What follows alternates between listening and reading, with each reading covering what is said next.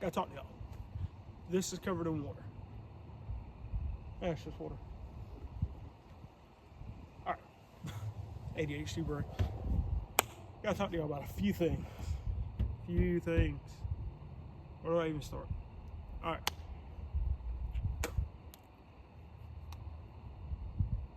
Just a question. Who thinks I could fit a 12 valve under the hood of this thing? I'm thinking about doing it. I'll let y'all know if I do. But I'm gonna run up this truck. Story of this truck.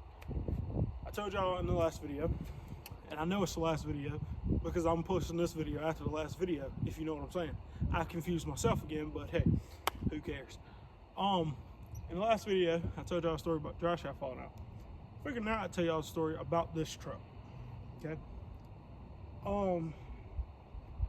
That's why I'm sitting on top of this truck. And I ain't feel like standing in front of it. So, if you don't like it, who cares? It ain't yours, it's mine. I don't really care if you got a problem with it. This truck, brand new, 96. My grandfather bought it. And if he walked out that house and saw me sitting on top of this, he'd go, "What are you doing? Get off the top of the truck." Because he cares about it as much, or if not more, about it than me. And I care a lot about this thing for some reason. But back on track, ADHD is like kicking in right now. This truck was, back in 96 when it was brand new, was one owner, first ever owner was my grandfather. He said he bought this truck because it was the only one at the dealership that looked like it. He said wasn't no other one like it. Wasn't a red one with a spare tire or two-door, four-wheel drive, push-button four-wheel drive. Now, since then, the truck's come a long way since 96. It's come a long way. This truck is, I want to say 29 or 30 years old now. I did the numbers the other day. But he bought it brand new, and he did a few things with it. He went mudding it, which now he tells me I'm stupid for going in mud with it. I don't know why. I don't know. But he bought it, I think like a week. Don't fact check me on this, but I think like a week into him owning it, he let my father drive it. My father totaled this truck, not totaled it. No, he didn't total it. He did not total it. I have to get that right. He did not total it, but he hit a deer in it. I had to send the truck back to the shop, back to Chevrolet, for I think a few weeks. Who cares, right? Just hit a deer. I ain't gonna lie, I fit a few deer in this truck. Hadn't tore nothing up. Might be that brush guard, or it might be because they decided to run into the back tire and almost kill themselves. I ain't hitting the brakes. Steel bumper. I don't care. Anyway, father hit a deer with it, and they sent it to a shop for a few weeks. It came back perfectly fine. I don't know what year it was, but excuse me. One of those years, it got in an accident, a bad accident, and it got totaled. Well, insurance, if I'm right, said they weren't gonna cover it. Oh no, they did cover it, but it didn't go back to Chevrolet this time. It went to a second-hand body shop, and instead of them doing the right thing, getting Chevrolet fenders, Chevrolet hood, and all that, because the whole passenger side, I'm pretty sure the whole front end was just like messed up, and they totaled the truck out. When my grandfather bought it back, told him he wanted to rebuild it, they gave him the money, blah blah blah, and he sent it to a second-hand body shop, like I just said. My mind is all over the place, so excuse me if I backtrack a few times telling the story. But it was totaled. He bought it back, had it fixed. That is why my hood and front two fenders are so messed up with paint. They chose to use Chinese fenders instead of doing the correct thing, using Chevrolet fenders. They did some aftermarket fenders with crappy paint. That's also why my passenger door is bending like that, because whenever you have to close it so hard from the wreck, because it messed up the hinges on the actual frame itself. And I guess they didn't decide to fix that when I was at the shop. So, what was I at? Okay, yeah. Got wrecked, yeah. Front end, Chinese fenders, told y'all about that. Fixed it. And he drove this truck for years. I mean, I remember my grandfather having this truck when I was little. And I'm not sure the year. I'm not sure. I want to wholeheartedly say it was about 2012, no, about 2011, 2012. I was like 12 years old, and he gave this truck to my father. My father always wanted it. And still, to this day, this truck is my father's dream truck. I never thought I'd get this truck. I never even had the idea of getting this truck, because my father always told us, when I die, bury me in that truck with all my guns. I swear. Right hand to God. That's what he used to tell us. He'd tell us that every single time this truck was brought up, or his guns were brought up. He said, bury me in this truck with all my guns. And I always thought I was going to actually do it, but he decided to give it to me. You know, I still might do it. Just saying, this truck disappears, you know what? But so I never even thought I was gonna get this truck. I never even had it in my wildest dreams. My father, he got this truck, and this is still being on topic.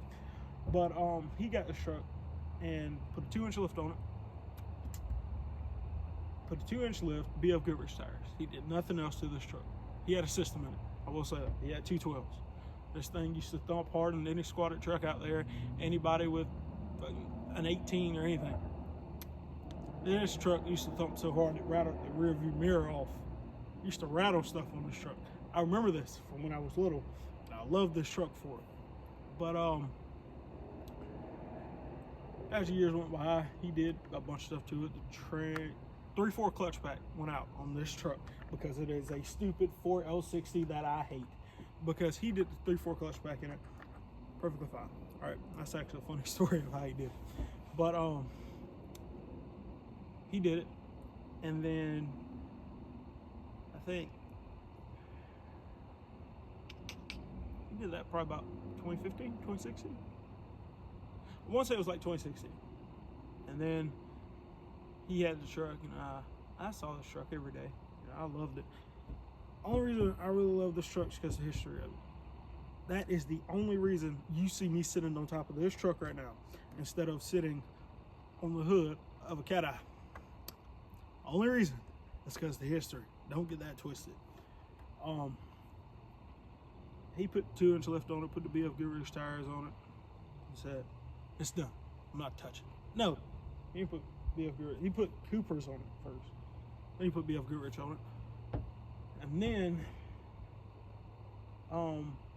put the brush guard on it, which this brush guard, people ask me, everybody with an S10 Blazer asks me, or an S10 asks me, where did I get this brush guard? Did I build it? Could I build them one? No, I did not buy this brush guard from somewhere. No, I did not customly build. No, we did not customly build this brush guard.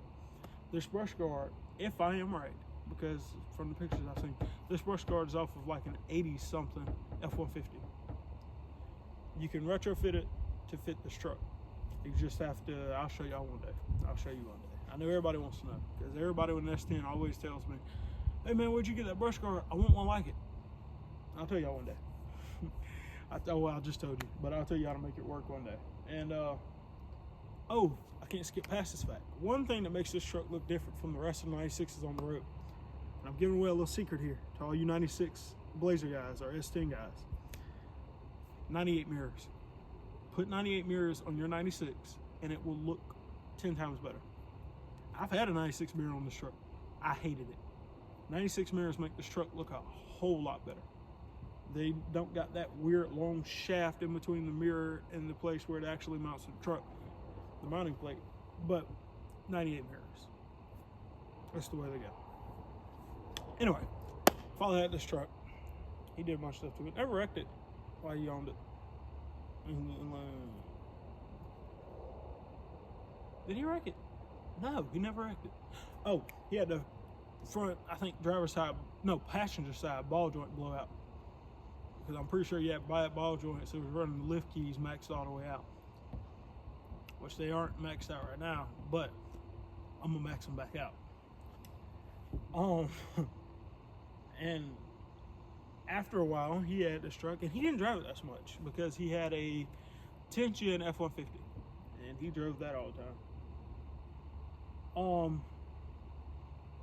Sorry, it's hard for me to remember all this. He had a 10th gen F-150 that he drove all the time, and this thing just kind of got parked. Drove, once a week, maybe once, twice a week, go to the store here or there, but he didn't drive it much. And that's when I really started looking at this truck and liking it. But the reason he didn't drive this truck, right? The transmission started slipping and leaking. So after all that, I think years went by. This started happening it started back in 2018. I was back in 7th grade.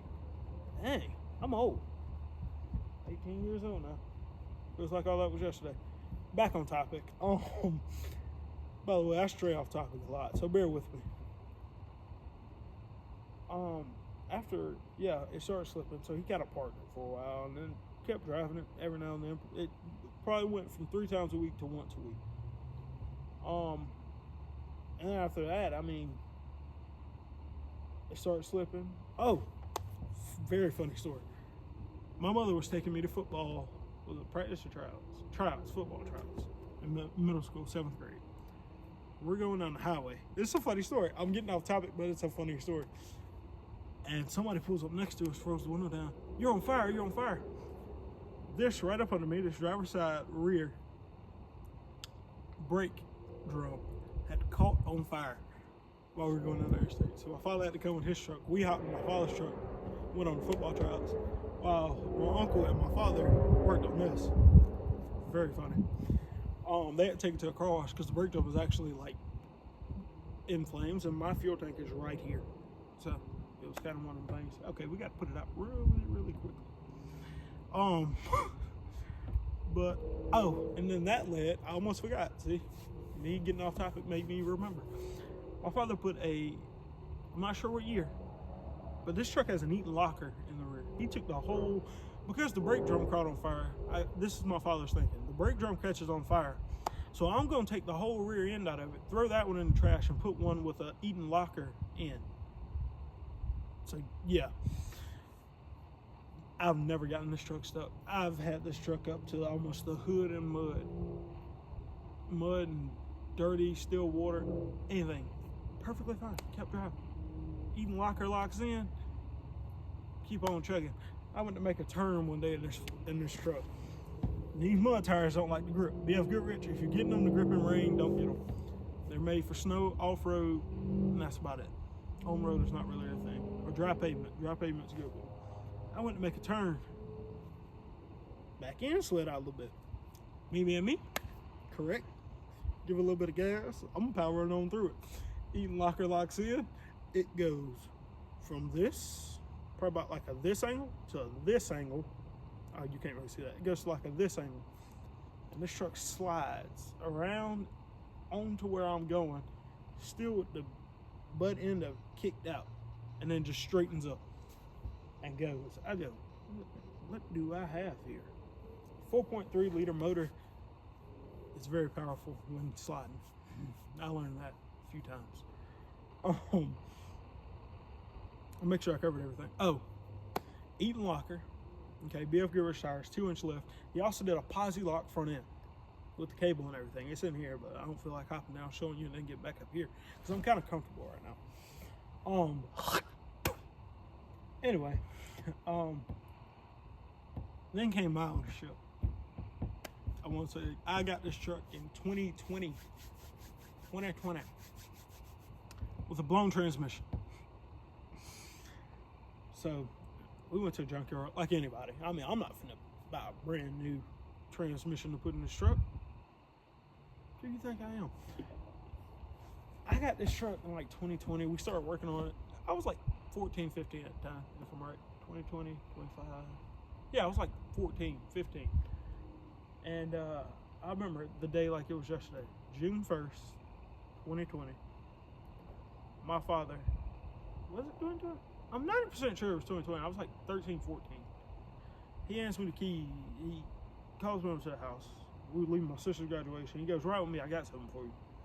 We go to the house and he goes, it's yours. I go, what? He goes, yeah, we got to work on it, but it's yours. I go, Okay, that's how I help him clean it out and we tow it to this exact spot actually. Yeah, it's here a few years later. But I got about a year good driving out of it. No, a year and a half, maybe 2. Good driving out of it. But so we go to the junkyard and we start looking for transmissions. I look. I don't like that one. And just so happens a red Blazer that looks just like this one without the rear tire. I think it was a 98. 4060, 4-wheel drive. Look. And it was me and my grandfather at the junkyard. And I look up under his truck and I go, wait, that transmission looks new. This transmission just so happens to have been rebuilt. This was like 22, maybe 23 when we went to go get the transmission, because it was just time for me to get my license. So I ain't started working on it till then. Till then, I did a bunch of other stuff. But we go to the junkyard. I look. I say, "Hey, Grandpa, that looks like a new transmission on a freshly rebuilt one." This transmission was rebuilt a few months, or maybe a few months, close to a year before it ended up in the junkyard. I said, I looked up on this. The only reason that truck was in the junkyard, and it wasn't because like it was mechanical failure, because you know some of them, you know they're mechanical failure if you look up on the Motor Plus. We know how to tell. Grandfather mechanic, 43 years, he knows how to tell. This truck had been crashed. It was crashed on the rear, and I guess they totaled it out. It ended up in a junkyard or something. But yeah, so we go, we look, okay, we'll come back and get it. 2 days later, we're back at Pull Apart pulling a transmission. Me, my father, and my uncle. But the way Pull Apart is, especially here in Columbia, is they won't let you bring in a jack or a transmission jack. They won't let you bring in any sort of jack for some reason. You can only work with your hands, basically, and tools you bring in. We bought a skill saw in to cut certain lines and stuff, but that's about it. So the way we pulled this transmission out of that truck was we had to get a cushion out of a other truck to not break the transmission, right? Because we couldn't have a jack, and we wasn't about to have them bring a hoist over there just to lift the front of the truck up. No, we wasn't doing all that. Put a cushion up under it, put a spare tire we found out there in an old Impala, about an 05 Impala. Took that final bolt out, that transmission dropped down on that tire. The tire flew back, landed right on that cushion, nice and softly. Snatched it out from under the truck, put it in the wheelbarrow. I about died that day of dehydration. That was a bad day. We decided to do it. All right, back to where I was.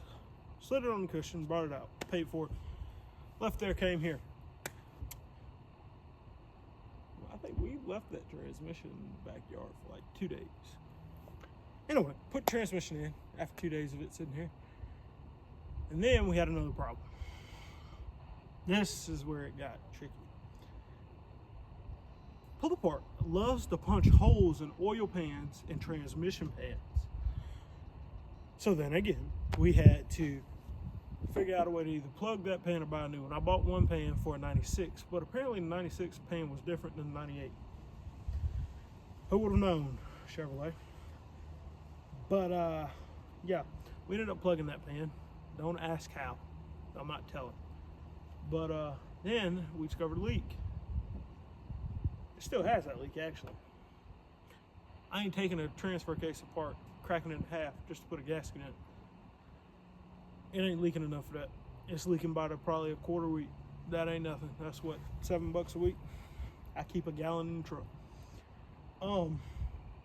Put rock lights on it. Y'all know about the dry shaft and everything. That was in the last video. So again, if you didn't watch last video, don't watch this video first and then expecting to know everything, because you ain't gonna know nothing. Like last video, I told y'all everything I want to do to it.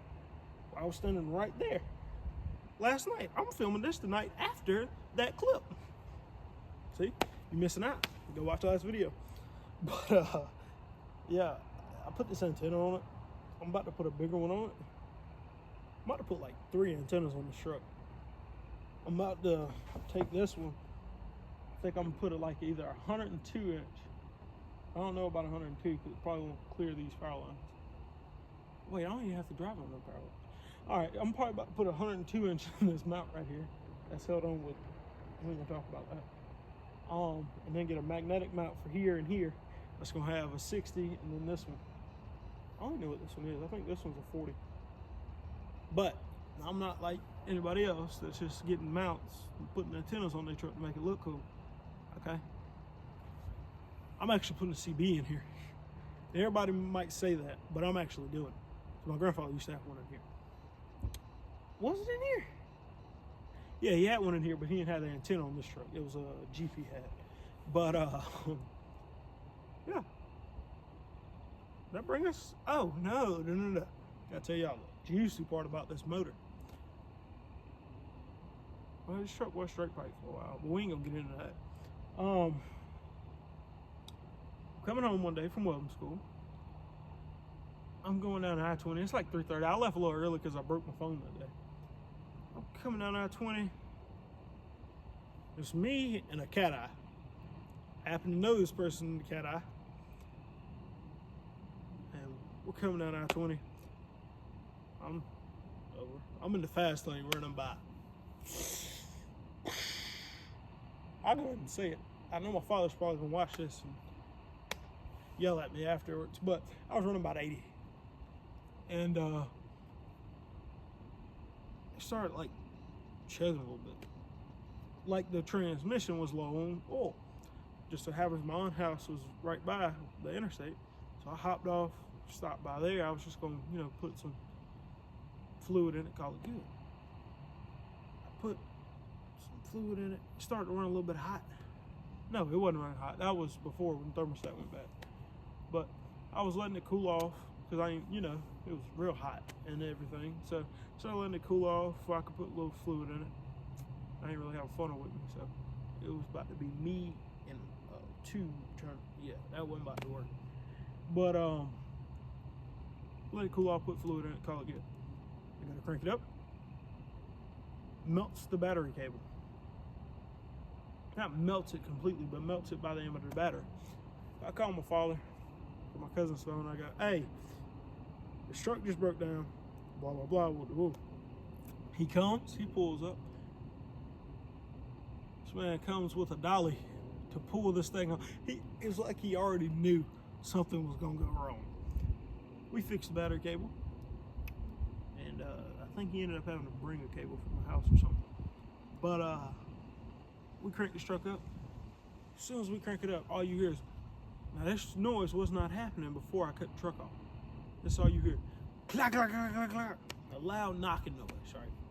Flex plate was bent. I don't know how the flex plate got bent. It wasn't like I was still, when I first got it running, it was doing neutral drops to do a burnout. I did that one time.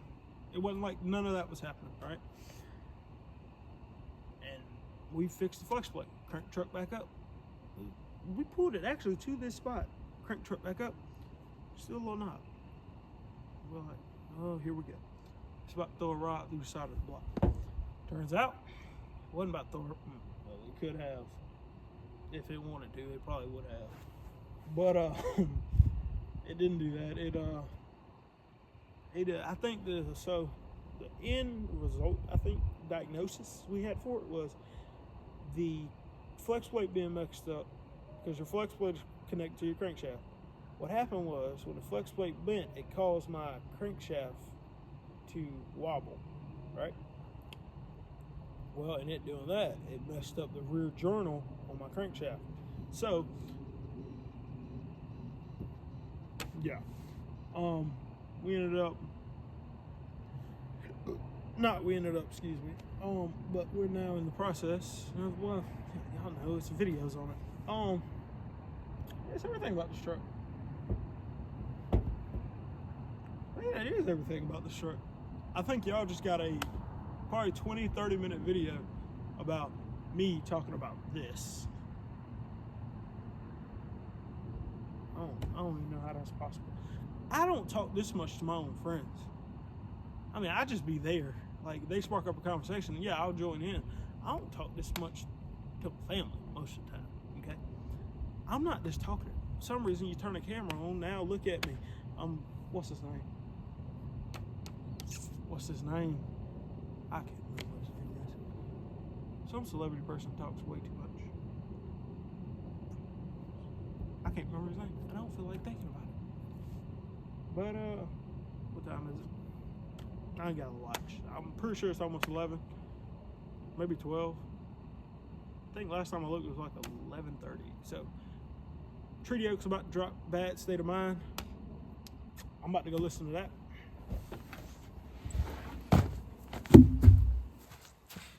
I'm about to go listen to that. Peace.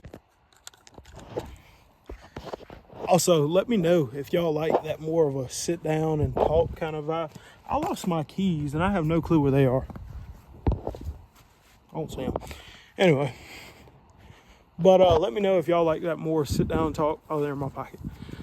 Kind of vibe. Or y'all like the more of when I'm out here working on the truck. I'll give y'all some time lapses of that, I'm pretty sure. But seriously though, let me know. But yeah, as of right now, we got the whole little tripod set up, and I've been trying to rock that a little bit for the past video and a half. But so yeah, that's about it. I'm gonna close this out with a cinematic shot of the truck again. Bye bye. Barely breathing, the man inside my head is beating. Call me like a drum when I feel to still feel young.